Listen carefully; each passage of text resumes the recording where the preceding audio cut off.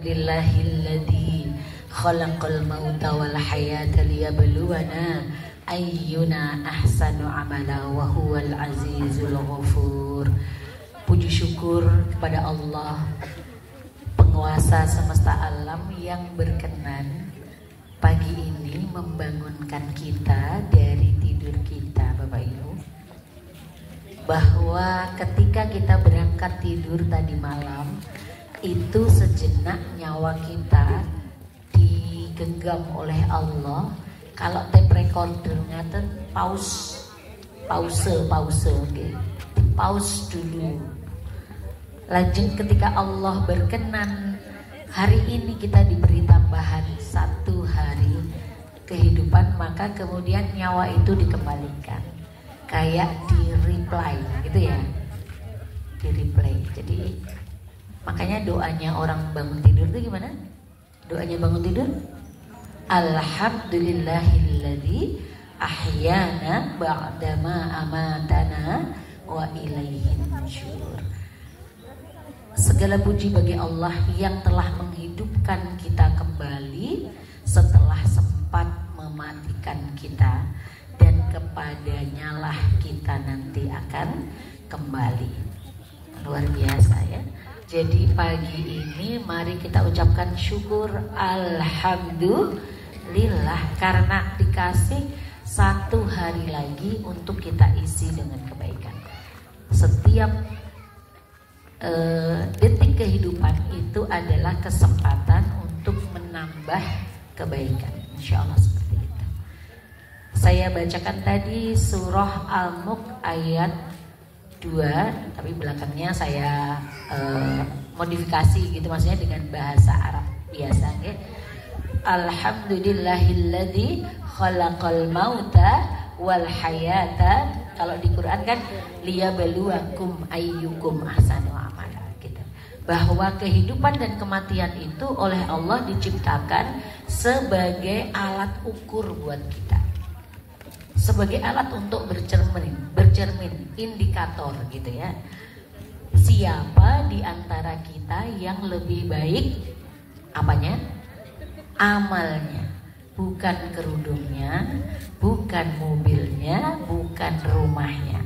Tapi yang lebih baik amalnya. Masya Allah. Mudah-mudahan pagi ini juga menjadi salah satu cara kita untuk kemudian bisa tahu gitu. Apakah setiap hari itu kita itu bertambah baik atau tidak? Karena jika tidak, maka kita akan merugi. Nauzubillah. Barang siapa bertambah umurnya 1 hari, tetapi tidak bertambah kebaikannya, maka dia merugi. Kenapa? Karena waktunya nggak bisa digunakan dengan maksimal. Berarti sama saja kayak kemarin, sama saja urip karo mati podo wae. Nauzubillah. Baik. Salatan wa salaman ala habibina Muhammadin sallallahu alaihi wasallam. Salawat dan salam semoga selalu terlimpah kepada junjungan kita Kanjeng Nabi Muhammad sallallahu alaihi wasallam. Yang saya kalau membahasakan ini laki-laki ya, yang tidak pernah bertemu dengan kita, yang ribuan tahun jauhnya jarak hidupnya dari kita, tapi mencintai kita dengan jiwa raganya ya. Kalau orang Gontor bilangnya bodoh bahu pikir lek perlu sak nyawane bisa. Bahkan saking cintanya Kanjeng Nabi itu kepada kita, yang dipanggil-panggil di akhir hayat beliau itu bukan istri-istrinya, bukan anak-anaknya, bukan circle-nya, bestinya, sahabat-sahabatnya, bukan Bapak Ibu. Siapa? Kita yang dipanggil. Yang disebut-sebut oleh Nabi di ujung hayat beliau adalah kita. Ummati, ummati. Yang paling dikhawatirkan oleh beliau di ujung usianya adalah kita. Umatku ya Allah, kalau bahasa Magetan Ponorogo kayak gitu loh bahasa. Yo ngalah gitu ya, kalau kita kan yo ngalah gitu. Ya Allah, umatku piye gitu. Saking khawatirnya Nabi dengan keadaan kita. Padahal Nabi belum pernah bertemu sama saya. Masya Allah. Jadi saya menyebutnya tidak ada cinta manusia ya yang sebesar itu. Sampai sebegitunya. Masya Allah. Maka mudah-mudahan sebelum ajal menjemput kita semua, Allah kasih izin kita untuk bisa berziarah ke makam beliau. Boleh amin dong? Amin. Ya, mudah-mudahan kita juga bisa ta'lim di masjid beliau. Di mana itu? Masjid Nabawi. Di mana dia? Kok Magetan toh? Madinah. Oh iya, di Madinah. Masya Allah. Saya selalu kampanyekan ini di jamaah taklim saya, Ustaz-Ustazah. Kenapa?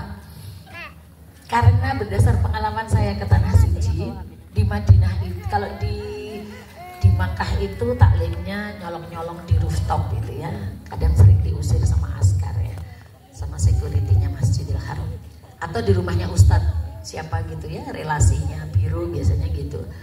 Tapi kalau di Madinah Ibu, terutama di tempat putri Bapak, kan karena putra dan putri tempat sholatnya berbeda ya. Kalau di Madinah itu banyak Bu, habis sholat subuh ya, setelah baca Quran atau zikir sebentar, itu ada ngegrup gitu, mojok gitu ya. Zaman sebelum pandemi itu ada bendera-benderanya gitu, bendera India. Jadi ustadzahnya duduk di kursi, lalu para jamaahnya duduk di bawah, lalu ada akhwat yang pegang satu bendera India. Lalu di pojok sana bendera Perancis, ada bendera Thailand. Pengen ikut saya tapi nggak tahu bahasanya ya. Woi, malah delongok dok gitu. Amin dok ya. Kemana jamaah Indonesia? Saya cari warna merah putih, tidak ada. Habis asar juga ada. Habis duha sampai duhur ada taklim di sana. Kemana jamaah Indonesia? Kok benderanya gak enak? Oh belanja, betul 100 mama. Ini bedanya ya. Makanya kalau orang Indonesia itu pulang, tanda pulangnya adalah kopernya mana, kopernya beranak pinak, Masya Allah. Maka saya selalu sampaikan, saya selalu kampanyekan, ayo kita punya cita-cita haji atau umroh bareng. Kalau haji mungkin agak sulit, umroh bareng, terus nanti taklim bareng di sana. Setuju? Amin. Tidak ada yang mustahil bagi Allah, nggak sulit untuk Allah mengabulkan. Nanti benderanya Badrussalam, Masya Allah. Ya, luar biasa. Baik Bapak Ibu, perkenalkan tadi udah ngobrol panjang ya. Panjenengan cukup nimbali saya dengan Amahida. Sinten Bapak Ibu? Amahida saja. Amah itu kalau orang Cina artinya bahuti. Ya, memang udah bawaan bahuti, memang udah bahuti. Jadi saya menyebutnya cucu-cucu ideologis. Jumlahnya lebih banyak ya, daripada cucu asli gitu ya. Kemudian kalau orang Arab artinya tante, gitu ya, artinya tante. Jadi ya udahlah, mending pakai panggilan itu, lebih sederhana, lebih gampang gitu ya. Baik, Bismillah, kita mau belajar bersama. Sudah ready? Sudah siap belajar? Sudah. Mana? Yang sudah siap belajar tangan kanannya diangkat. Bilang saya. Yang tinggi siap. Letakkan di dada. Oke, sebenarnya teknik berdoa itu tidak harus begini. Ini sekedar biar support, biar apa? Menang, kita menang gitu ya. Siap. Biar ready gitu ya. Oke, siap. Silahkan letakkan di dekat jantung. Siap. Rasa digerayai jantung pun gitu. Ya. Insya Allah jantungnya masih ada di tempatnya. Silahkan tirukan doa dari saya. Allahumma inni as'aluka ilman nafi'ah wa rizqan thayyiban wa amalan mutaqabbala. Ya Allah, aku minta kepadamu ilmu yang bermanfaat, rizki yang baik, dan amalan yang engkau terima. dan amalan yang engkau terima. Amin. Masya Allah. Seperti ngendikannya Ustadz Imam tadi, bahwa nyatet itu penting. Nyatet itu penting. Ada 3 hal yang penting sunahnya orang belajar. Ada berapa Bapak Ibu? Boleh diangkat lagi astanya? Ada berapa? Ini udah selesai pilkada. Boleh. Magetan Indo ya kemarin pilkadanya. Masya Allah. Siap ya. 1, 2, 3. 1, sunnahnya orang belajar itu adalah nyimak. Sabut siap nyimak? Alhamdulillah. Nomor kali nyatet. Sudah siap nyatet? Bapak-bapak rempong ya Pak ya. Iya. Ibu, tasnya tolong dibuka itu. Gede-gede tasnya boleh dibuka, dicari bukunya. Oh, bener ngastol. Duh, yang ngapunten lah fungsinya tasnya buat apa itu? Oh, mau ngadai snack. Oh, kenapa kok nyatet itu jadi penting? Ada ulama mengatakan begini. Ini bahasa Arab ya, kutipan. Al-ilmu kasoidi. Ilmu itu seperti binatang buruan. Rusa, kijang, apa? Cepet hilang, cepet lepas. Wal kitabatu qaiduhu. Talinya, lasso itu, tali lasso itu ya, Bapak ya. Untuk mengikatnya itu adalah tulisan. Qayyid suyudaka bil hibalil wathiqah. Maka talilah, ikatlah binatang-binatang buruan itu dengan tali yang kenceng. Apa? Tulisan sing kenek diwaca, gitu bahasa saya ya. Tulisan sing genah gitu. Masa enek mah tulisan sing genah oke. Ya mah ya. Dadi gak ada iki ngarep tulisane ambek rintik-rintik ya. Lho, saya ngisor iki tulisannya saya gak jelas. WK kayak karek iso di rumput mah. Soalnya ngantuk. Oh, tulisan dokter. Masya Allah, cita-cita yang tidak tersampai. Iya, Masya Allah. Nyata nggih? Siap, bismillah. Tapi Bapak Ibu, ada yang lebih penting dari yang nomor 1 dan nomor 2. Apa itu? Praktek. Napa Bapak Ibu? Praktek. Peribahasa Arab, al-ilmu bila amalin kasyajari bila samarin. Ilmu yang tidak dipraktekkan maka dia bagaikan pohon yang tidak berbuah. Maksudnya apa? Buat iup-iup ngiup bisa. Nggih, ditebang, ditegur, buat kayu bakar bisa, tapi manfaatnya tidak maksimal. Nanti kira-kira sudah siap ya? Bismillah, kita mulai. Saya mau tanya sesuatu, nanti Bapak Ibu ngacau dan bilang saya. Bapak Ibu, semua yang kita ucapkan dan lakukan diawasi dan dicatat oleh malaikatnya Allah, ya kan? Di antara 2 sifat malaikatnya Allah adalah raqib. Raqib itu artinya apa? Awas. Awas. Atid, hebat, kebanggaan keluarga. Bilang saya. Malaikat menyaksikan. Masya Allah. Saya lanjutkan.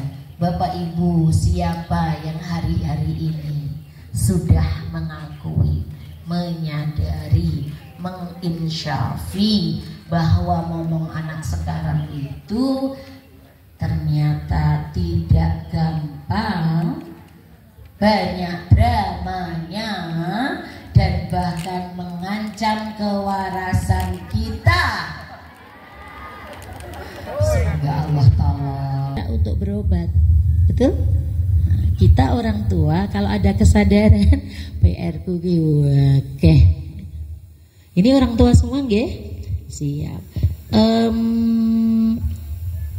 Yang anaknya adalah manusia. Oh, Masya Allah. Bapaknya langsung dilirik anaknya, Pak, aku manusia kan? Bukan di download ya. Bukan hasil download dek, kamu dek. Anak manusia itu semuanya sama. Samanya dalam hal apa? Nih. Tadi Ustadz Imam sudah mengutip satu hadis. Kullu mauludin yuladu alal fitrah. Semua anak yang dilahirkan, ini dilahirkan semua gitu. Sekali lagi tidak di-download mboten nggih. Kullu mauludin, setiap yang dilahirkan yuladu alal fitrah, dilahirkannya berbasis fitrah. Fitrah itu apa? Dijelaskan oleh Nabi di teks berikutnya. Bapak dan ibunya yunassironihi, mungkin akan menjadikannya Nasrani. Au yuhawidanihi, atau mungkin menjadikannya Yahudi. au yumajjisanihi, atau menjadikannya majusi. Apa tuh majusi? Kalau Nasrani Yahudi mungkin Bapak Ibu sudah familiar ya. Apa itu kalau majusi? Penyembah api. Aneh ya, kuatrok ya. Lo ngapi lo disembah. Ada kemah nih, ning Cemoro Sewu napa Cemoro Kandang gitu kan wadep to, Mak. Gawe api unggun ya. Kan kuatrok ya. Tapi mungkin itu terjadi. Artinya apa? Berarti fitrah anak kita itu apa? Islam. Fitrah anak kita Islam. Islam artinya apa? Islam itu selamat. Islam itu indah. Islam itu damai. Gitu. Bahasa penurutnya bubrai larian. Siapa? Mana yang orang tua? Itu Joko-Joko yang sebelah sana ya? Mana yang orang tua? Saya. Ya, Masya Allah. Gitu ya Bapak Ibu ya. Kita mulai dengan kesadaran ini, maka insya Allah akan melahirkan kebaikan. Bismillah. Nah, dalam ilmu tentang pembahasan tentang fitrah, kita dimudahkan oleh para ahli bahwa yang dimaksud dengan fitrah anak-anak kita itu, anak-anak manusia ini kurang lebih ada 5. Kurang lebih artinya ada lebihnya. Ya, kita bahas hari ini ada berapa? 5. Coba tangannya diangkat lagi biar sehat. Ada berapa? 5. Kecuali yang lebih cantengan nggak usah. Gitu. 1. Fitrah imaniyah. Fitrah imaniyah. Ya. Jadi di antara kecenderungan bakat baik yang dibawa oleh semua anak manusia adalah bahwa dia berimannya kepada Allah. Itu yang pertama. Inti dari iman adalah apa Bapak Ibu? Tahu? Tauhid. Apa inti dari iman? Tauhid. Tadi juga sudah dikutip oleh Ustaz Imam bahwa ketika kita masih di dalam kandungan ibu, kita sudah pernah disumpah Bapak Ibu. Sudah pernah disumpah, cuma gak kelingan yo. Ada yang ingat waktu di dalam misalnya kerumpelan sama saudara kembarnya itu masih ingat ya? Enggak ya? Enggak lah. Kita gak ingat. Ternyata kita tuh pernah disumpah, ikrar, alastu bi rabbikum, Allah yang tak janji dari kita. Hei, bener gak sih? Aku ini Robmu, Rob kalian, gitu ya. Lalu kita bilang yes, yes I swear. Iya, tapi janji bala syahidina, tapi waktu lali. Gitu. Begitu. Itu yang pertama.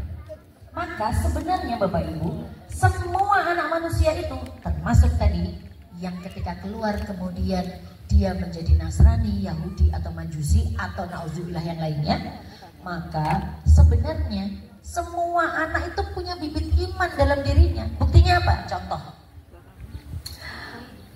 Bapak Ibu pernah kecil dia? Oh iya pernah. Anak kecil itu sering tukaran ya kan? Eyel-eyelannya kan? Kadang eyel-eyelannya tuh kayak nggak penting gitu. Setelah kita dewasa tuh ketawa aja. Ini contoh peristiwa. Hida kecil. Hida kecil punya teman masa kecil namanya Mustafa. Maaf kalau ada yang sama. Tukaran nih, duduran. Mustafa ini anaknya Pak Kamituo. Tahu Pak Kamituo nggak? Kepala dusun. Lah, kami waktu kecil itu hobinya nyari dekengan. Dulu belum ada istilah dekengan pusat. Jadi kalau eyel-eyelan itu nyari nama lain yang lebih medeni supaya lawan bicaranya skakmat, merasa kalah. Jadi misalnya, Mama paring asma, Mbak Ayu, Mama Ayu tak ceritani yuk. Cilik aku orang Mustafa kayak gitu. Lah, saya bilang gini, nakal weh. Dan tak ada nih bapak kowe, tak lapor nih bapak kowe. Maksud saya menakut-nakuti dia. Ternyata dia nggak takut sama bapak saya. Lah kan dia nanya Pak Kamituo, sementara bapak saya Pak RT. Kan dhuwur jabatannya bapak ya kan. Lalu dia mengeluarkan pasal, ya kan? Dia mengambil backingan yang lebih tinggi dari bapak saya. Oh ya nakal weh, nakal jak tukaran cah lanang. Weh tak ada nih Mbah Lurah weh. Jadi ini kami tua bapak ya, kan lebih kenal sama Pak Lurah ya. Lalu Hida kecil berpikir, apa ya, nama siapa ya yang perlu tak kutip, tak catut biar jadi dekengan yang lebih tinggi dari Pak Lurah. Ketemu, aha, Presiden. Hida kecil dalam dirinya sudah ada bibit iman. Maka dia bilang, rati Pak Lurah weh tak ada nembah Gusti Allah weh. Meskipun salah nyebutnya ya, Gusti Allah dikira bayi. Tapi itu tandanya ketika lisan anak-anak kita sudah menjadikan Allah sebagai yang maka itulah ciri dari bibit iman. Ya. Tapi seringkali mohon maaf kita orang tua berlebihan. Contoh apa berlebihan? Orang parang menukui, orang taat karo ibu ya, belum. Tukani Gusti Allah. Siapa yang pernah melakukan itu? Gusti Allah tinggo den. Ada? Ini ada kisah nyata. Semoga anak-anak tak paham ya bahwa ini nggak boleh gitu ya, nggak pas, nggak benar. Gini, teman saya itu juga gitu dalam semangat menanamkan, dalam semangat melatih anaknya supaya nurut sama orang tua, karena nurut adalah salah satu apa bu namanya ekspektasi, betul nggak bu? Cita-cita besar orang tua adalah punya anak yang nurut, manut, orang ngeyelan, gampang ditoto gitu. Ibunya bilang gini, si kakak ini pertama dia ganggu adiknya, akhirnya adiknya nangis. Mamanya bilang apa? Kak, sama adik tuh harus sayang, nggak boleh gitu. Allah nggak suka. Satu, Allah nggak suka, masuk seret. Kedua, dia megangi buntutnya kucing. Kucingnya pengen lari, terus buntutnya cowok kali. Akhirnya kan meow heboh. Kakak harus sayang sama binatang, nggak boleh mendolimi binatang. Itu makhluk Allah juga. Nanti Allah marah loh. Allah tukang marah. Besok lagi dibilangin, kakak jangan lari-lari, jalan aja, nanti tumpah gelasnya. Lo beneran, kerang, gelasnya tumpah, pecah, guling pecah dan airnya berantakan. Ya Allah, astagfirullah. Ibu-ibu kalimah thayyibah favoritnya ibu gitu ya, bener gak sih? Apa? Astagfirullah. Allah di kita Willy, betul? Betul ya? Astagfirullah. So soft spoken. Lembut gitu, bener gak? Oh enggak? Hah? Enggak? Tidak, kata Mama Ayu. Lu gimana? Coba, saya pengen lihat versi aslinya. Biasanya istighfarnya kayak apa? Coba ya, saya hitung 3 ya, bapak-bapak. Bayangkan istrinya biasanya kayak apa? Oke mama, siap mama, cantik solihat, siap ya. Istighfar dalam versi asli sesuai kebiasaannya hari-hari, gak usah pencitraan. Kameranya di belakang, tenang aja. Oke. 1, 2, 3. Gitu. Makanya gak mempan ya ma. Soalnya istighfar aja jauh dari maknanya, betul. Baik. Si ibunya bilang gitu, mamanya. Astagfirullah kakak, gimana kalau kayak gitu nggak taat sama orang tua atau bohong anak? Sudah sholat, sudah padahal belum. Kakak tadi bohong ya dan nggak sholat ya. Itu gimana kakak nggak takut? Allah siapkan neraka. Wih boe, kok malah boe malah kayak dungane anaknya cadangan neraka ini gimana? Maka anaknya teman saya itu, ini kisah nyata. Sekarang sudah jadi ibu-ibu anaknya. Saya diceritain sama mamanya waktu itu. Ya Allah ma, nyesel. Apa jawaban anaknya? Bolak-balik Allah dihadirkan dalam sosok yang menyebalkan, menyeramkan, resek. Gitu kan? Maka apa kata anaknya? Dia Allah ya, kayaknya tak culek. Sekarang jadi psikolog. Mbak Farha, Masya Allah. Hati-hati Bapak Ibu. Artinya Allah itu harusnya kita hadirkan dalam sosok yang menyenangkan, yang indah, yang penuh sayang. Begitu. Contoh, siapa yang wali kelas 1? Ya, lali kelasnya mama. Wis munggah dengan aku. Wali kelas 1 ya. 7 tahun berarti. 7 tahun dan seterusnya. Apa perintah Kanjeng Nabi buat kita orang tua? PR-nya 2 dalam satu hadis. Pertama, perintahan sholat. Kedua, ayo jangan lupa nek sholat elek jadi. Apa yang kedua? Masih di hadis yang sama. Pisahkan tidurnya. Mana anak SD yang masih dikeloni? Pak Eboke sing ngacung. Mama yang ngacung ini suaminya ada di rumah. Ladalah kata guru saya, mama yang suaminya masih hidup dan ada di rumah kok sik ngeloni anaknya, zalim kepada suami. Ya Pak, tak bilani Pak. Iya, loh, ya apa? Loh, karena ngeloni anak mertua itu lebih prioritas mah daripada ngeloni anak sendiri kalau anak sudah 7 tahun. Loh, itu pada hadisnya Nabi loh, ini bukan ngomong sembarangan loh. Hadisnya Nabi. Siap ya? Gimana malah perkara kelon mah nggak boleh lali aku. Lali aku besar. Fitrah iman. Satu udah, itu dulu ya. Ya Maya, siap. Oh ini loh, saya mau cerita. Gini, saya sering memotivasi anak-anak. Siapa yang boboknya masih dikeloni? Anak SD. Ada beberapa yang ngaceng sambil malu-malu. Terus saya motivasi. Hai teman-teman, kata Nabi, anak hebat itu kalau sudah 7 tahun berani bobok sendiri. Gitu. Aku takut hantu, takut namanya anak ya. Takut ada huntir kalau malam-malam. Terus saya iming-imingi, buat anak hebat yang pintar bobok sendiri, nanti sama Allah akan dikasih hadiah. Apa Us? Hadiah adik. Kok ketawa toh Ma? Kok ketawa tuh? Lah itu ternyata tidak 100% benar logika saya itu. Ada namanya Caca itu kelas 3 sudah berani bobok sendiri sejak lama ya. Tapi mendengar cerita saya, dia membalik logikanya, mafhum mukhalafah. Dia mikir terbalik logikanya.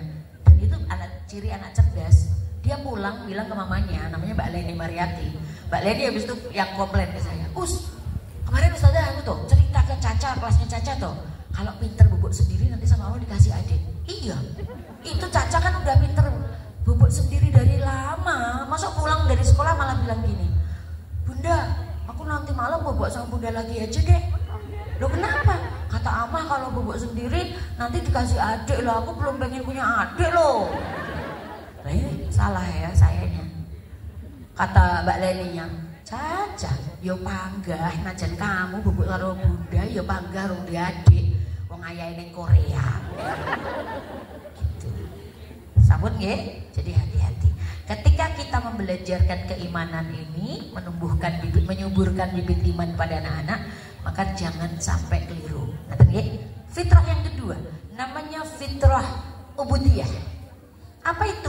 Bahwa sebenarnya semua anak manusia ini punya kecenderungan baik untuk melaksanakan ibadah, menunjukkan pengabdiannya kepada Allah. Makanya anak-anak tuh senang sekali ke masjid, betul? Mana ini anak-anak SD ini Badrus Salam, Solih Salihah, mana angkat tangannya? Masya Allah, rajin ke masjid ya? Iya, Masya Allah. Apa acaranya kalau ke masjid? Kegiatannya apa? Sholat. Oh, Masya Allah. Apalagi? Ngaji. Masya Allah. Mamanya memanggili menjawab. Apalagi kegiatannya kalau di masjid? Acaranya ngapain? Sudah sholat, sudah ngaji, apa namanya? Main, lari-lari, kejar-kejaran, rebutan mic, rebutan duduk beduk. Akhirnya tukaran terus. Untuk memahami fitrah ini, saya ingin menceritakan pengalaman anak-anak yang kemudian trauma ke masjid. Kenapa trauma? Lah, jamaah-jamaah dewasa merasa kehadiran anak-anak ini mengganggu. Weh, rame weh. Kono pindah neng buri. Kono neng buri dhewe. Ya kan? Bapak Ibu, pengalaman traumatik, pengalaman yang tidak menyenangkan bikin anak manusia kapok. Pengalaman yang menyenangkan bikin manusia pengen mengulang. Kapok versus tuman. Teori ini harus kita pahami. Kenapa maaf anak remaja sekarang jarang mau ke masjid? Tadi kita ngobrol sedikit ya Ustazah ya. Kenapa? Males, karena ciliannya apa? Lah yang cili-cili tuak-tuak ini tepai. Hei, cacili-cili, aja rame ganggu mereka khusyuk. Khusyuk itu bukan perkara ada anak rame atau tidak. Betul apa betul? Kita lupa kalau anak-anak itu kita pindahkan ke soft paling belakang, ya malah merdeka, ya kan Mama Ayu? Yes, merdeka. Rokaat pertama, rukuk Allahu Akbar, ini sebuyar ini.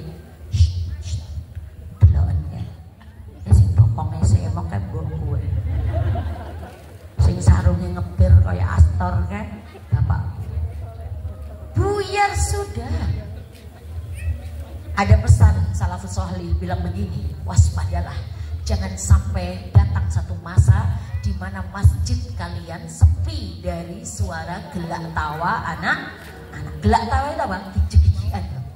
Anak-anak jegigian di masjid itu bagus, berarti mereka kerasan. Dan adewe ya jenenge obatin tek kira. Di masjid kok jegigian tukaran ya jenenge enggak pas. Tapi kalau anak-anak itu tanda bahwa mereka kerasan. Betapa mengerikannya jika masjid kita sepi gara-gara anak-anak trauma ke masjid. Setuju Bapak Ibu? Setuju. Siap. Ya, itu.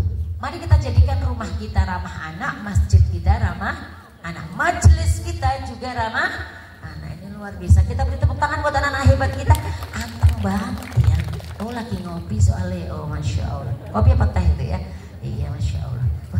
Mbak Mayu selak adem ya. Mohon izin ya.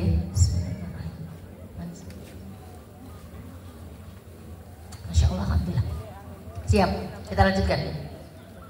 Fitrah yang ketiga, fitrah khuluqiyah, fitrah akhlak, bahwa semua anak lahir dalam keadaan berbakat, berakhlak mulia. Tidak ada Bapak Ibu, kecuali belakangan itu kok ada ya, bayi lahir itu mukanya langsung gini.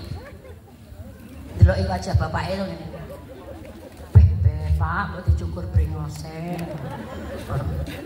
Kan ada tuh ya, video viral tuh ya. Bayi lahir langsung melerok ini. Melerok ibu ya. Kok ibu gue iki ya ternyata. Bayangan gue wayu. Mukanya tuh muka kayak gitu loh. Tapi tidak ada tuh bayi yang lahir terus pintar berbohong. Siapa yang beberai larian tadi? Orang tua.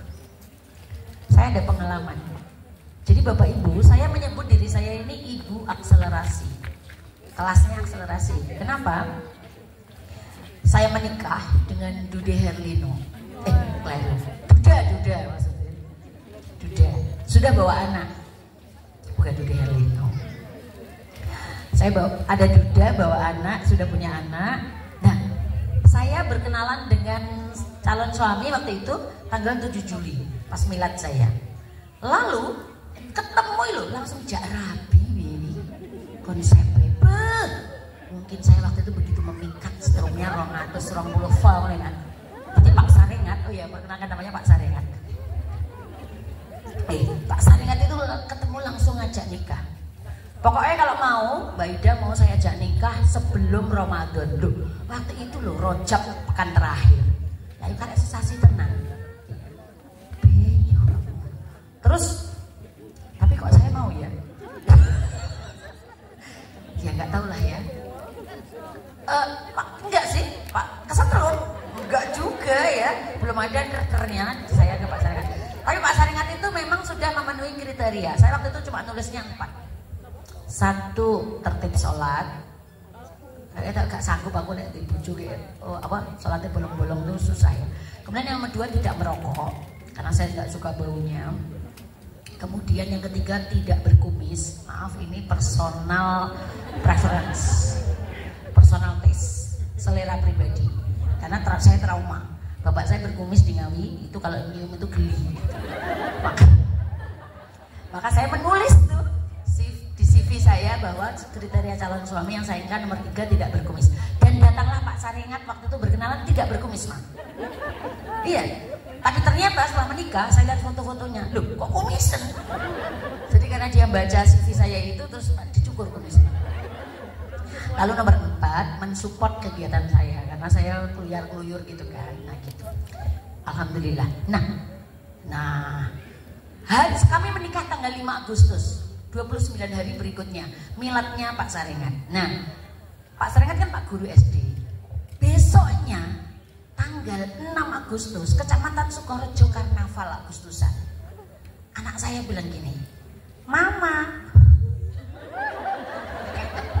tahu gak sih rasanya? Belum pernah jadi, iya tuh langsung dipanggil Mama itu loh. Hari kedua itu rasanya mongkok gitu ya. Mama, ayo antarku lihat karnaval. Ayo ya, karena suami ngantar anak-anak muridnya, jadi saya ketaruh di motor depan. Terus kita duduk di musolanya dekat lapangan yang dipakai untuk finish karnaval Agustusan itu.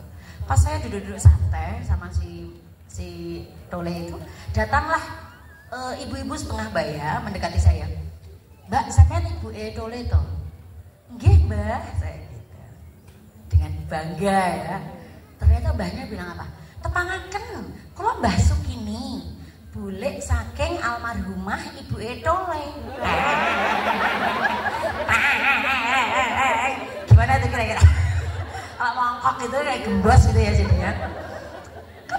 Soalnya kan itu tadi, karena proses yang cuma 29 hari, jadi saya belum pernah berkenalan dengan keluarga besar Pak Saringat, apalagi keluarga besar almarhumah gitu kan.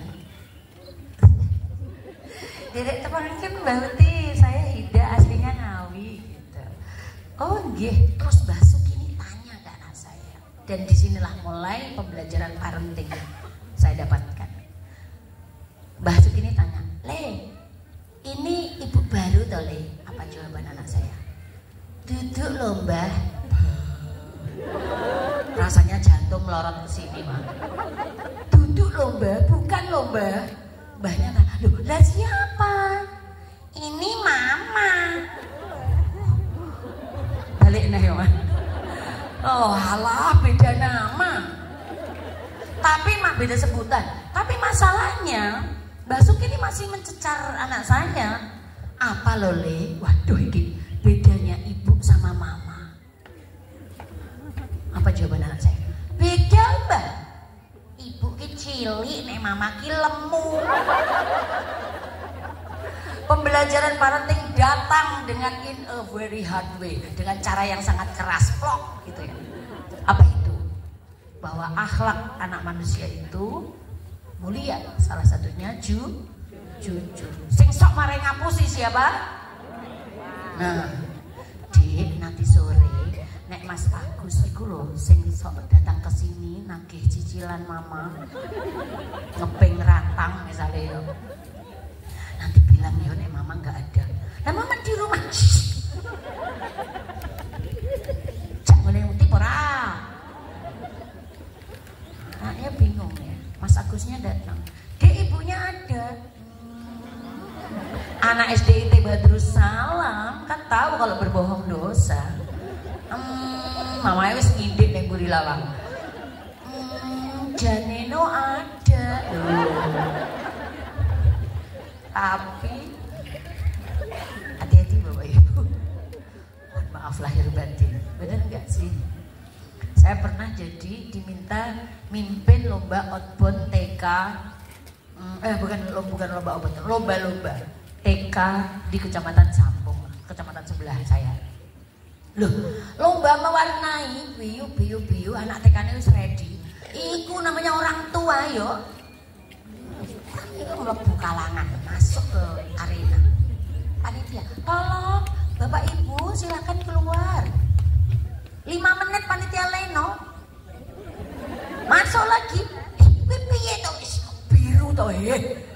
Lah, ikut masuk itu loh, mengintervensi anak cucunya yang lagi lomba.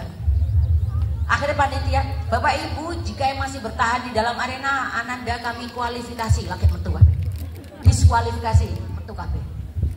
Besoknya setelah itu saya bilang ke panitia, besok lagi jangan bikin lomba mewarnai anak TK. Bikin lomba mewarnai buat wali murid TK. Ben marem. Ya enggak? Di rumah kami ada acara anak-anak, terus ada mbak-mbak itu SPG susu buat anak-anak. Itu ngisi stand. Adik-adik, hari ini kakak mau bagi tester susu baru rasa soto ayam misalnya ya, saya lupa waktu itu rasa apa.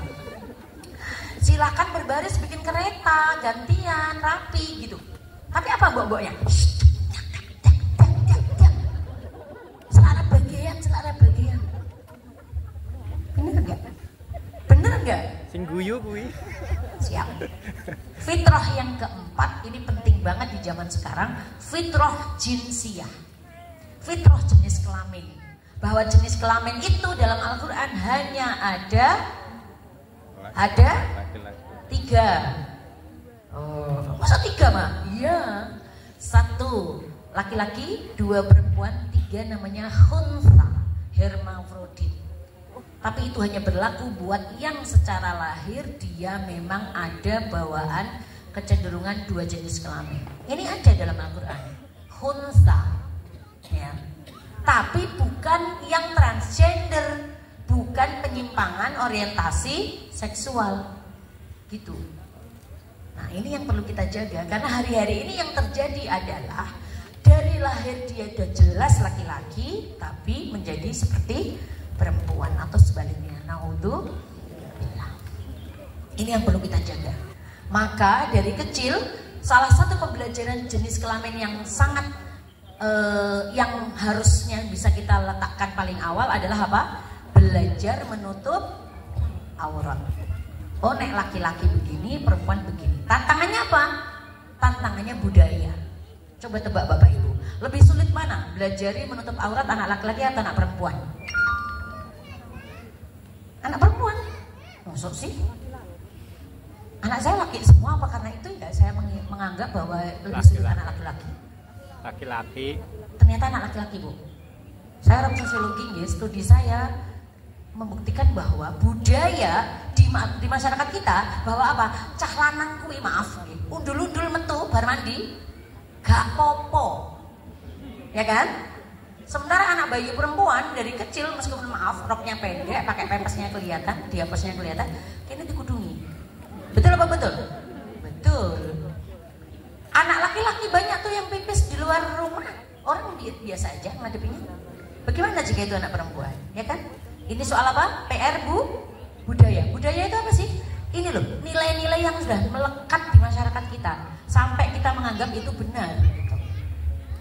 Saya survei di banyak anak SD, laki-laki saya tanya, siapa yang kadang-kadang masih pipis di luar rumah? Loh, malah ngaco meh kabeh. Kayak dengan bangga, aku. Bahkan ada yang bilang gini, aku lomba us. Hah? Lomba apa Le? Adu-aduan pipis ya?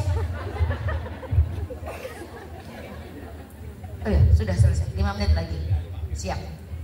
Lalu mereka bercerita, Us, aku kemarin sama ayahku ke PCC itu mallnya Ponorogo ya. Terus sampai di parkiran itu pulang itu aku pipis, aku bilang ayah aku mau pipis, balik lagi ke toilet. Gak usah, sweng. Terus ini di parkiran. Ada satu lagi anak laki-laki. Us, aku kemarin dolan sama mamaku tuh naik bis gitu rame-rame, jamaah apa bingungannya gitu. Terus aku bilang, motor Pak sopir berhenti, aku yang pipis. Apa kata mamanya? Gak usah, ini yang botol aqua. Gak, maaf kalau saya nyebut aqua ya, karena itu kata saya cuma menirukan. Bayangkan, oke? PR kita itu jinsia. Pengalaman saya anak laki-laki, meskipun sudah di drill tiap hari, tapi karena dia bergaul dengan teman-temannya, ayah bunda, apa? Anak saya dijemput teman-temannya mau diajak futsal hari Ahad siang pada zuhur. Teman-temannya maaf datang dengan celana pendek sama jersey bola kan. Loh, anakku melu mentu nggak pakai celana pendek? Nggak pakai itu apa namanya celana panjang. Padahal dia punya. Adik nanti salat asar piye? Kan gak sah nih celana pendek. Atau kalau nggak paling nggak pakai itu legging yang itu buat nutup lututnya. Bilangnya apa? Oh lo koncoku ngono kabeh lo mah. Ya, yang sering kali merusak fitrah itu pergaulan. Tapi pertanyaan saya, mosok ya anak era oleh bergaul, ya kan? Nah, lalu, ya wes, penting adik saya bilangin angel, adik pakai ini aja. Oh, asing lo tuh titik gak enak dah. Ngeyel dia berangkat, saya wanti-wanti. Yang penting adik ane ya, salat asar aja lali. Pulang asar dek, menjelang maghrib. Adik sudah sholat, sudah. Tapi dia ini guya-guyu karena isi. Aku nyesel mah nggak taat suara mama. Lu kenapa? Lo ternyata di musola deket lapangan futsal nggak ada sarungnya lo mah. Tadinya dia berharap mau pinjam sarung di situ. Terus adik sholatnya piye? Aku terpaksa nganggo rukuh pedotan. Kayak rupanya pink ada berdiri kembang-kembang. Tapi alhamdulillah sejak itu dia bertaubat. Sejak pengalaman itu dia kemudian jadi manut. Naik keluar pakai celana panjang. Ya ini pembelajaran. Itu jenis ya, terkait jenis. Lalu kelas 7. Ini terkait jenis. Dia apa? Minta pacaran, Mbak. Mama, aku kok pengen pacaran ya. Nah, saya tanya, kenapa? Teman-temanku pada pacaran, Mama. Katanya punya pacar itu enak. Waduh, ini boes wonderat ya. Enak piye kayak gitu. Kata temanku ada cewek yang bisa disuruh-suruh. Oh. Terus emang ada yang cantik di sekolahmu? Ini penting. Ngobrol sama anak tentang dia kecenderungannya lurus ataukah maaf naudzubillah menggo. Emang ada yang cantik di sekolahmu? Jawabannya apa? Banyak loh SMP ya Ma. SMP negeri. Kayak sing cantik. Banyak loh Mas yang cantik. Keisha, Tania, Tiara, Ayu. Cantik kabeh. Tapi di satu sisi saya agak lega. Iya kan? Anak saya laki-laki, dia berselera kepada perempuan. Coba nauzubillah. Enggak ada mah yang cantik tapi sing ganteng akeh. Oh nauzubillah. Makanya Bapak Ibu, monggo wali kelas 4, 5, 6 mana? Siap. Makin intens ngobrolnya sama anak. Setuju? Jangan malu, tanya. Tanya. Misalnya anak perempuan, gejala-gejala mau haidnya itu kan bisa dideteksi kan? Boleh dari pengalaman ya. Siap. Bapak-bapak juga gitu, anak laki-lakinya diajak ngobrol. Jangan sampai anak kita balik mimpi basah kita nggak tahu. Wah itu tragedi itu namanya. Oke, siap. Terakhir, fitrah belajar. Kapan-kapan aja kita belajarnya. Insya Allah banyak teman belajar yang lain terkait ini. Apa itu fitrah belajar? Oh, bahwa anak itu belajar ada kecenderungan senang bergerak, namanya kinestetik, senang menyimak, namanya auditorik, gitu ya. Tidak di majelis ini. Mudah-mudahan cukup untuk menjadi bekal bahwa Bapak Ibu, tugas kita adalah menjaga fitrah Ananda. Tugas kita bukan beliin susu, maaf. Tugas kita bukan ngasih sangu, bukan. Tugas kita jagain mereka dengan segala effort, usaha yang mungkin kita bisa. Semoga bermanfaat. Kembali pada Mama Ayu, boleh tepuk tangan buat panitia. Masya Allah, yang disampaikan Ama Hida cukup menyentil kita juga ini. Monggo, mungkin ada yang mau ditanyakan. 2 penanya saja karena Ama Hida 7:30 harus. Oh sakit, ya alhamdulillah. Monggo, 2 penanya dulu dipersilahkan.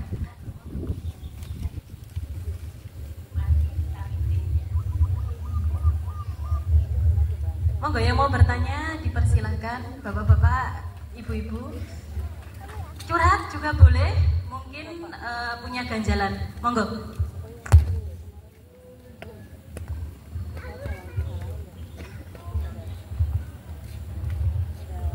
Baik, assalamualaikum warahmatullahi wabarakatuh. Ama Hida, perkenalkan saya Triana, anak dari 4 orang anak. Nah kebetulan yang 2 itu udah kelas 4 sama kelas 6. Yang ingin saya pertanyakan tuh yang terakhir tadi ya, kalau apa namanya tentang haid sama mimpi basah. Itu tuh anak saya itu bilang gini, Mi, saya kok nggak haid sih, aku takut gitu. Terus itu yang kelas 4. Terus yang kedua itu anak perempuan tuh yang ini tuh, Mi, emang kalau melahirkan itu pengorbanannya nyawa ya? Aku nggak mau punya anak, Mi, nanti nyawaku dicabut gitu bilangnya. Itu bagaimana ya untuk memperkenalkan secara pelan-pelan kepada anak laki-laki, sama kalau lakinya kelas 6, tapi nggak begitu peduli sih, tapi yang kelas 4 ini yang banyak nanyanya. Gitu aja, terima kasih. Terima kasih Mama Triana. Mohon izin Mama Ayu, langsung saya jawab ya. Bapak Ibu, lebih repot mana punya anak laki-laki sama perempuan? Sama repot ya. Kata bapak saya juga gitu. Iya, kata bapak saya gitu. Tapi memang ada pendekatan yang berbeda. Silakan Mama Triana dan teman-teman, kalau anak pengen tahu rahasia bagaimana mengasuh anak laki-laki, nanti ketik di Google misalnya ya, raising boys, membesarkan anak laki-laki, raising girls, bagaimana membesarkan anak perempuan, karena memang butuh pendekatan yang berbeda. Anak laki-laki yang cuek, Mama Triana, belum tentu berarti dia tuh nggak butuh sebenarnya dari didampingi. Justru kadang-kadang dia lebih butuh. Cuma laki-laki kan gitu ya, setelannya ya kan. Statue tuh bapak-bapak. Ya Pak ya. Sok-sok nggak butuh gitu. Nah, maka perlu didampingi. Jika ayahnya ada di tempat, bukan LDR-an, maka silahkan. Kalau LDR-an, ayahnya coba lebih sering video call sama anak yang cowok. Kemudian anak perempuan, kenapa lebih cerewet? Ya begitu fitrahnya perempuan mungkin Pak ya. Betul ya Pak? Betul. Dan itu bagus loh Pak, buat pemerolehan bahasa anak-anak kita. Mamanya cerewet, anaknya lebih pintar ngomong, lebih cepat pintar ngomong. Nah, pertanyaannya, maka butuh banyak tutorialnya memang. Nanti klik lah, ada HP kan? Ayo dong, HP itu kita pakai untuk teman belajar. Jangan sampai salah.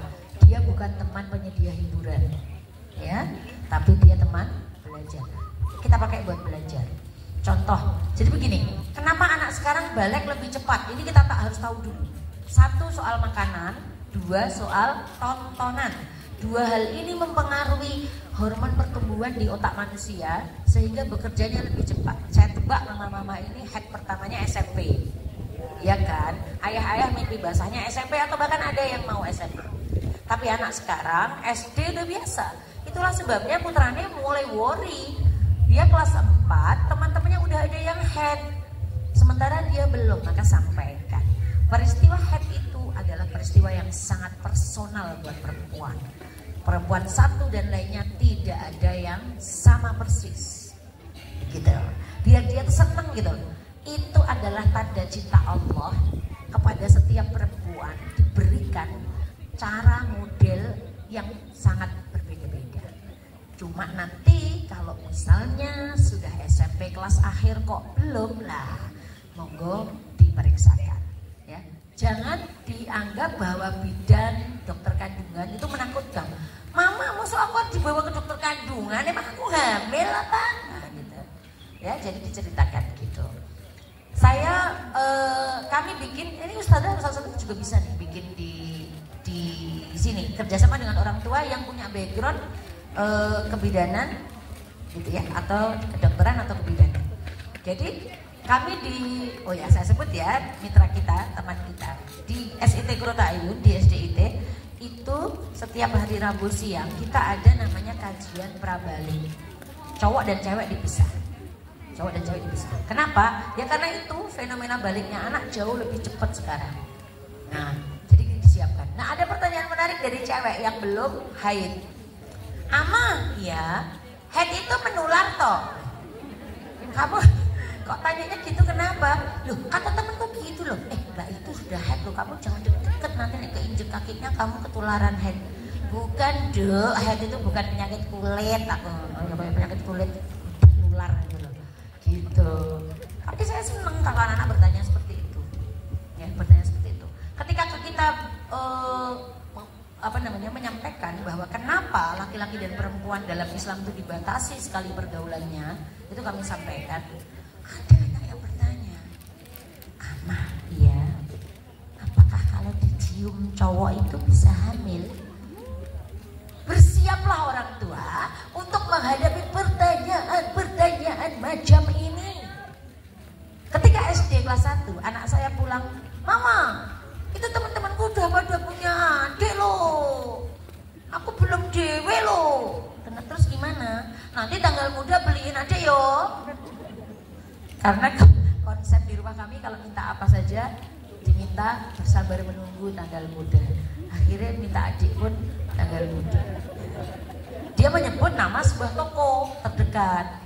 Terus naik kelas 3, beda lagi. Mama, aku tahu sekarang adik itu nggak dibeli di toko itu. Oh ya? Terus gimana? Wah, ini terdekat jadi. Ini dari mana anak saya tahu bahwa adik itu tidak dibeli? Dia bilangnya apa? Bukan di situ, itu tokonya terlalu kecil. Belinya di. Tapi Ma, setiap celentukan anak yang kontroversial ataupun pertanyaan-pertanyaan begini, sebenarnya ini momentum. Apa namanya? Momentum, kesempatan berharga untuk kita kemudian belajar jadi orang tua. Gak ditakoki ngono kan ya Kak, jadi gak mikir ya, jawabannya pikir gitu. Maka saya hari ini bukan motivator, Mama Ayu. Saya adalah provokator. Provokasi apa? Biar habis ini ayah bunda semangat untuk belajar lebih banyak lagi. Karena anak kita jalannya tuh cepat ya, lari mereka. Kita kalau nggak kecondal-condal, betul? Ya, itu aja yang saya kasih. Kalau jawabannya ini gitu nanti waktunya habis. Gitu ya Mama Triana. Tugas saya sebagai provokator hari ini, insya Allah selesai. Ya, begitu kira-kira. Kembali ke Mama Ayu. Nggih, monggo ada lagi yang mau curhat atau bertanya? Monggo ada lagi. Oh ada di belakang. Monggo, Di belakang. ya, Monggo, ada dua.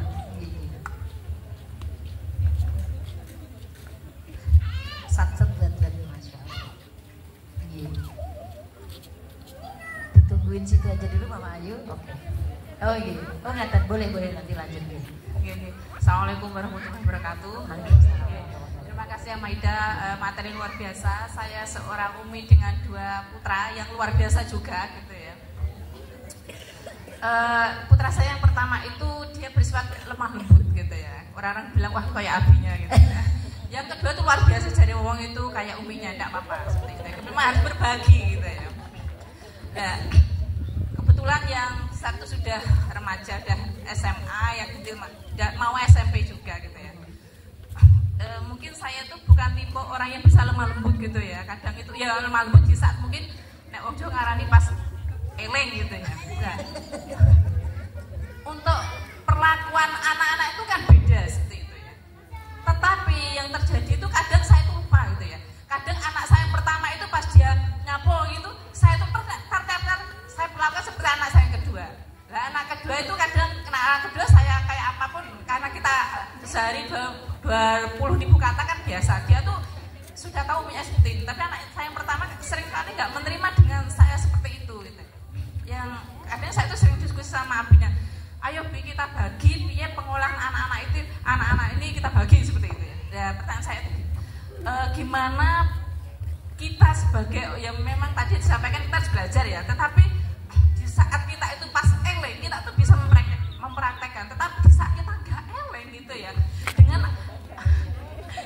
dengan anak-anak yang berbeda itu kita samakan gitu loh, apalagi pas kondisi kita capek, kondisi kita pulang kerja dan sebagainya seperti itu gitu. Oke, terima kasih. Dan saya paling asmo Mbak Santi. Tepuk tangan dulu Mama Santi, semangat. Monggo langsung dioper belakangnya jadi. Oh betul, ya, terima kasih Mama Santi. Pertanyaannya satu aja udah. Oke, saya jawab dulu boleh? Oke, maaf ya Mam, sambil nunggu. Oke. Mbak Santi, ada satu kata menarik ya, eling. Nah eling ya. Oke lali nih. Berarti kita harus nyuwun. Siapa sih yang bikin kita eling dan lupa? Allah. Ya, ada doanya. Boleh? Kita coba tirukan ya. Allahumma a'inni ala dzikrika wa syukrika wa husni ibadatika. Ya Allah tolonglah aku. Ya Allah, tolonglah aku untuk selalu mengingatmu, untuk selalu mengingatmu, bersyukur kepadamu, bersyukur kepadamu, dan beribadah dengan sebaik-baiknya kepadamu. dan beribadah yang sebaik-baiknya kepadamu. Itu ya Pak ya. Nek gak ngono eling gitu aja. Bikin saya eling selalu ya Allah. Iya. Karena manusia memang tepatnya salah dan lupa. Itu manusiawi, Mama Santi. Nah, lalu yang kedua komentar saya, setiap keluarga boleh bikin manajemen yang paling nyaman. Yang penting sepakat, suami dan istri. Kalau misalnya habis gak eling terus gimana? Ada namanya mekanisme minta maaf. Benar kan? Anak protes, Umi jangan gitu toh ke aku tuh gak bisa diperlakukan begitu. Misalnya lah, aku tuh gak bisa digituin gitu. Kita minta maaf aja. Maaf ya dek. Sebenarnya soft spoken itu bawaan bayi, gawan bayi, nopo hasil latihan sih? Hasil latihan juga, Mama Santi. Kenapa mungkin Mama Santi terpola jadi misalnya banter suaranya kayak saya dia? Kenapa saya banter suaranya? Karena dulu saya sering ikut teater tuh nggak pakai mic, ya kan? Terus 98 saya tengah kuliah, ya kan? Orang kuliah gayanya apa? Demo. Zaman reformasi, turunkan ya, harga susu. Rakyat bersatu tak bisa dikalahkan. Akhirnya suaranya begitu. Bagaimana kenapa tetangga saya suaranya keras? Karena tinggalnya di desa, rumahnya agak jauh. Ada yang rumahnya gunung, ngomongnya agak banter. Kita tuh dibentuk oleh pola itu. Dan jika itu sudah terpola, maka untuk mengubahnya memang tidak mudah. Jadi yang bisa dilakukan adalah bagaimana energi cinta itu tetap terasa oleh Ananda. Jadi maaf ya mas, mas ya, maaf ya mas, nek Umi buanter, tadi gak apa-apa ya. Saya pernah minta maaf sama anak dan saya berjanji adek. Mama berjanji, mama kemarin tuh ikut pelatihan bagaimana menjadi mama tenang dan lembut. Mama yang tidak ngereok ketika anaknya ngereok. Sekarang pertanyaannya kan gitu ya, seringnya anaknya tantrum, boe tantrum. Anaknya ngereok, boe jatil. Astagfirullah, bapaknya ganong. Itu PR lo ya. Saya bilang begitu, saya ikut pelatihan Mbak Santi. Kalau perlu jenengan coba cari tuh di Facebook, banyak sekarang link-link gitu ya, pelatihan online gitu, kelas online tentang bagaimana menjadi ibu yang lebih soft spoken. Setelah itu saya bilang ke anak tuh, adik, mama berkomitmen mulai hari ini mama akan ngomongnya lebih lembut sama kamu. Jawabannya apa Mas Santi? Siapa kamu? Kamu kemanakan mamaku? Dikira boe kesurupan, berubah identitas, apa krisis identitas? Gak apa ya, minta maaf, pelukan. Nanti Kak Mas bantu ingatkan Umi ya, kalau Umi kelihatan rodok maksek atau mulai kayak volumenya naik gitu, tolong diingatkan ya. Gitu ya Mas Santi, gak apa-apa, okay. Yang penting itu rasa cintanya itu terbaca. Anak nggak kemudian gara-gara misalnya kita maaf agak kenceng terus kemudian anak merasa jadi aku ini anak Umi kok duduk dah. Itu ada loh ya anak kayak gitu ya, ketika maknya lagi gak eling terus mengeluarkan atau nadanya anak nggak bisa terima, itu anak jadi aku ini anak Umi kok duduk toh, terus digoda orang masih duduk, wes ketemu di pasar malam, wes iki bar wes. Kakak ini beda jarak. Itu Mbak Santi. Maaf lahir batin. Kayaknya gak pegang mic Gus. Mama Ayu istirahat dulu. Monggo diunjuk ini. Terus dah, sabun Ma. Assalamualaikum warahmatullahi wabarakatuh. Waalaikumsalam. Saya Minada. Dari dua perempuan, satu laki-laki. Alhamdulillah hari ini bisa bertemu dengan Amah Hida yang belasan tahun yang lalu di acara tuanya saya. Cek 1 2. Gimana? Sabar, mohon bersabar. Monggo, mana dia? Kembali ke ini, penjelasan Amah Hida tadi tentang masalah parenting, budaya serta pergaulan yang bisa merusak fitrah anak, seringkali merusak fitrah anak. Di kesempatan ini saya mau bertanya tentang bagaimana cara mengembalikan fitrah anak yang rusaknya itu mungkin bukan dari orang tuanya gitu ya, tapi dari lingkungan, dari pergaulan, kemudian ya pokoknya dari lingkungan luar gitu. Itu yang menurut saya juga jadi saya beban gitu ya. Kita sudah insya Allah ngajarin sesuai Rasul sunnah-sunnah seperti itu, tapi ternyata ya sedikit rusak dengan lingkungan luar, dan itu tidak bisa kita pungkiri gitu kan. Kita nggak mungkin mengekang anak untuk di dalam rumah terus kayak gitu. Jadi mohon penjelasannya Amah Hida tentang bagaimana mengembalikan fitrah anak tersebut. Terima kasih. Assalamualaikum warahmatullahi wabarakatuh. Waalaikumsalam warahmatullahi wabarakatuh. Insya Allah ini pertanyaan pamungkas yang ya karena dari ini ya, dari pertanyaannya ini, dan ini yang kita butuhkan hari ini. Jadi Bapak Ibu, manusia itu dibentuk oleh 5P. Yang saya maksud pola tadi itu bisa di breakdown lagi jadi 5P, bukan P5 ya. 1 pengasuhan, 2 pendidikan, makanya kita carikan sekolah yang terpercaya. Kemudian pengetahuan itu apa yang dibaca, yang dilihat, yang didengar. Makanya kenapa diet gadget itu menjadi perlu. Kemudian pergaulan, bagaimana kita mengajarkan kepada anak kita bahwa bergaul dengan orang yang baik, kata Kanjeng Nabi, meskipun seperti bergaul dengan penjual minyak wangi. Meskipun kita nggak beli minyak wanginya, tapi karena deket-deket sama dia, maka kita kecium bau wangi. Bergaul dengan orang yang akhlaknya buruk, maka seperti berteman baik dengan penjual bara api.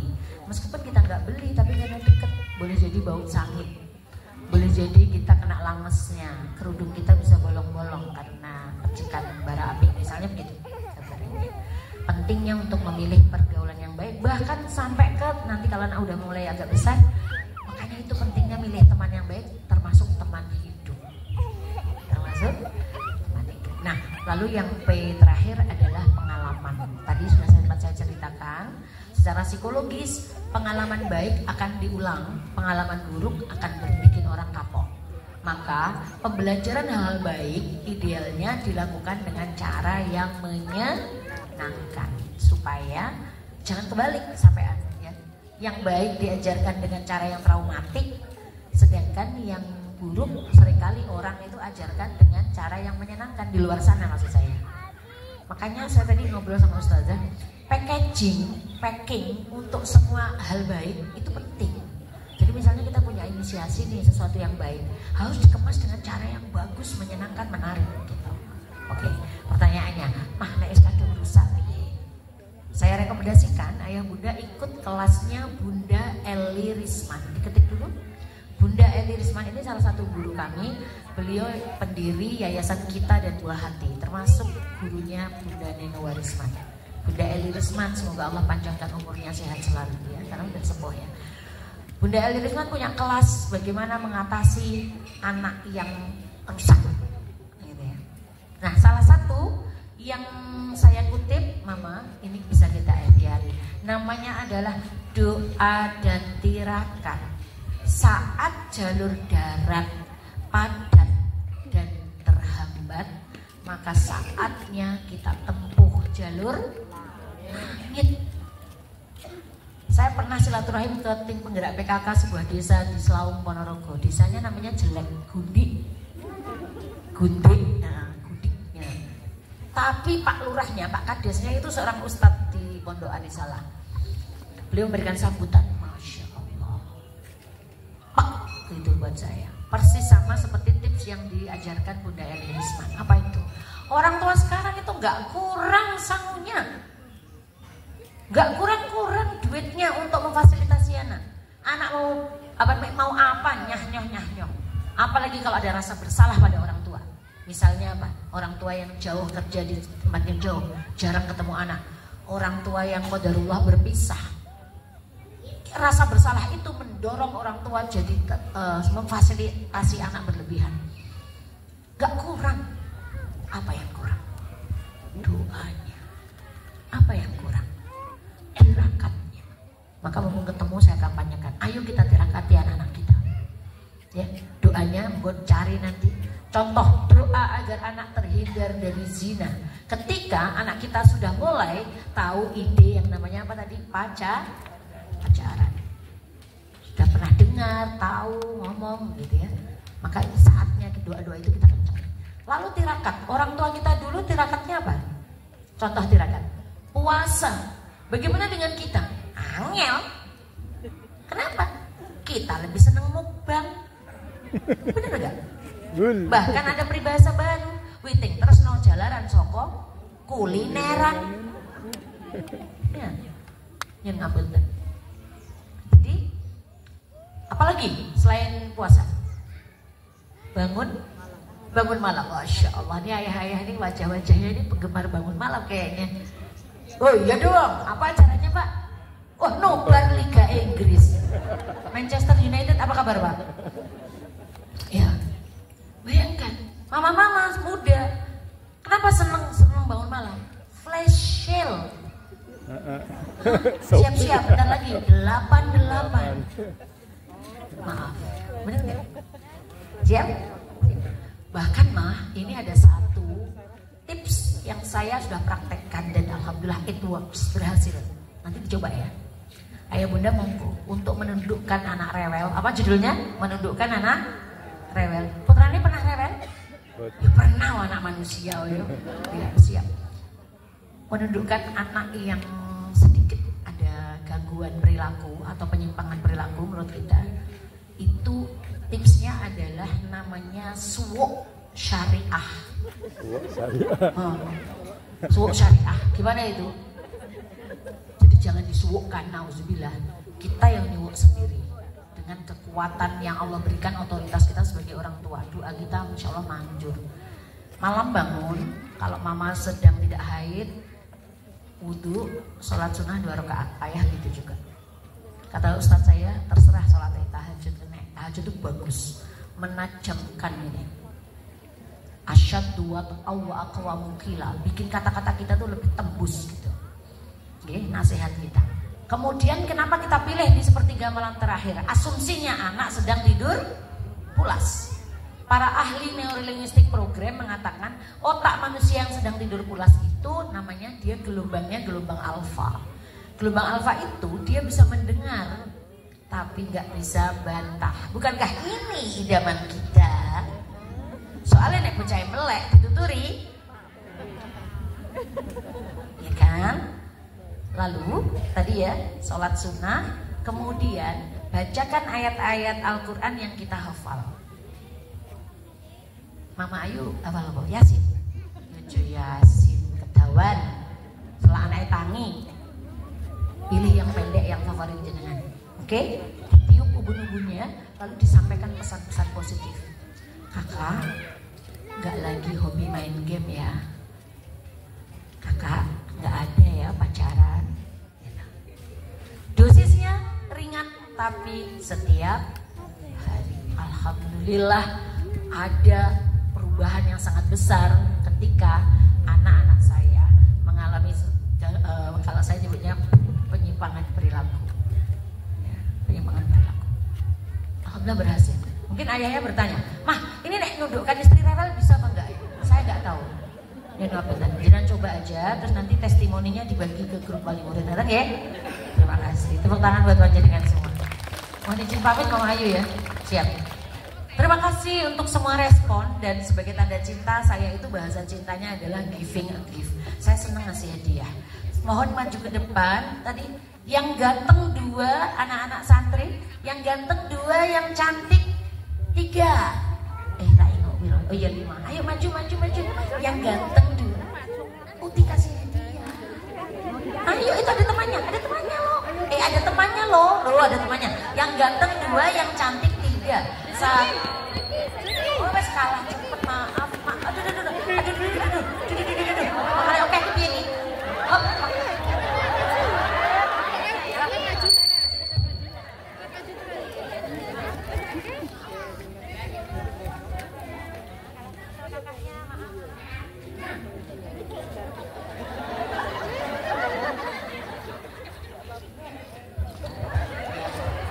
Ya kan, neng boe langsung.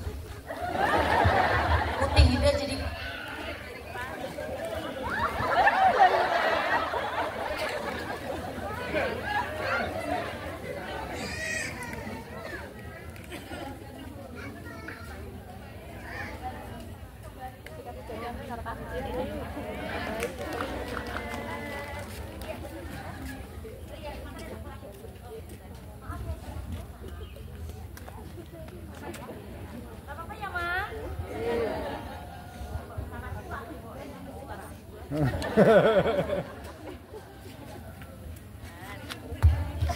Masya Allah. Sini Mas ganteng, maju sini depan Mama. Sini dekat sini. Ya, Mama mau tanya. Speaker. Oke, silakan berbaris rapi. Ayo kita maju. Maju sana sayang. Hadap ke sini. Tuh di foto semua Ustaz. Boleh agak ke kanan lagi. Ternyata saya terlalu dekat speaker sayang. Oke, Mbak sini Mbak cantik. Ini mamanya mana ini? Yang ini. Oh itu, salam kenal calon besan. Anak saya semester 5 loh. Sepen dulu. Siapa namanya? Kelas berapa sayang? Kelas 5. Cita-citanya mau jadi apa? Mau diaminkan sama jamaah? Amin. Bu Dokter Lutfi, kalau Amahida misalnya sakit terus minta disuntik Bu Dokter Lutfi, bayar nggak ya? Madam saya. Siapa namanya? Arkia. 4. Masinis. Masinis, Masya Allah. Gimana kalau Direktur PT KAI aja? Tuh apa? Ya keren masinis lah. Mas ganteng, siapa namanya? Kelas berapa namanya? 4. Cita-citanya apa? Pemain sepak bola. Amin, boleh nggak? Ayah Liverpool. Siapa namanya? Apit. 3. Kelas 3. Cita-citanya apa? Polisi. Amin boleh? Tapi gak tanggung-tanggung. Jenderal Kapolri. Ujungnya ganti ini dengan dalam. Siapa namanya? Faizal. Faizal. Oh Faizal ya. Kelas berapa? 3. Dokter juga. Lagi kita bayar kan anak-anaknya Pak Dokter.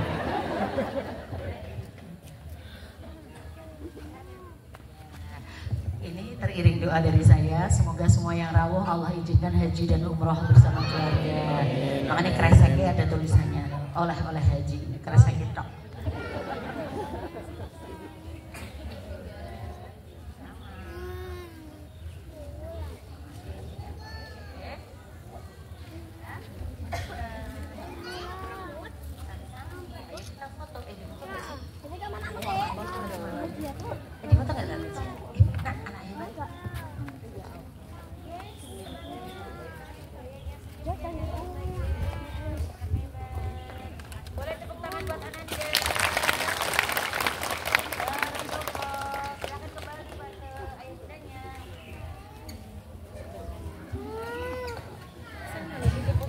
Bilang mama yo, jangan dijual itu.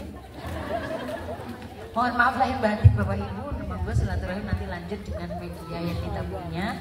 Bisa kalau yang masih angkatan saya mainnya Facebook ya, Hidayatul Munirah AF dalam grup Amahida. Kalau yang main Instagram ada @amahida_cakep. Tenang aja, ada admin yang siap balas DM jenengan. Gitu. Mudah-mudahan silaturahmi kita lanjut bermanfaat. Mohon maaf lahir dan batin. Semoga Allah bantu kita, tolong kita ya, bisa menjalankan amanah ini. Bapak Ibu, siapa yang ngirim anak dalam kehidupan kita? Allah, jangan lupa, bukan mertua. Allah yang ngirim anak itu dalam kehidupan kita. Maka dan tidak semua orang menikah Allah kasih amanah ini. Maka yang mensyukuri karunia itu ya. Itu ya. Kayak pertanyaannya putranya Mama Triana ya. Aku nggak mau punya anak. Jadi akan jadi bahan diskusi dan pembelajaran yang menarik di rumah kita masing-masing. Peluk, cium sayang saya buat Ananda. Boleh yang anaknya di sampingnya dipraktekkan? Oh, anaknya ini dipancing dulu mah, bilang terima kasih. Terima kasih anak-anak hebat, tepuk tangan buat anak-anak hebat yang nemenin ayah bundanya ngaji, Masya Allah. Makasih anak ya, sudah hadir di hidup kami, bikin hidup kami penuh drama dan warna. Alhamdulillah, mohon maaf lahir batin Mama Ayu. Terima kasih. Assalamualaikum warahmatullahi wabarakatuh. Waalaikumsalam warahmatullahi wabarakatuh.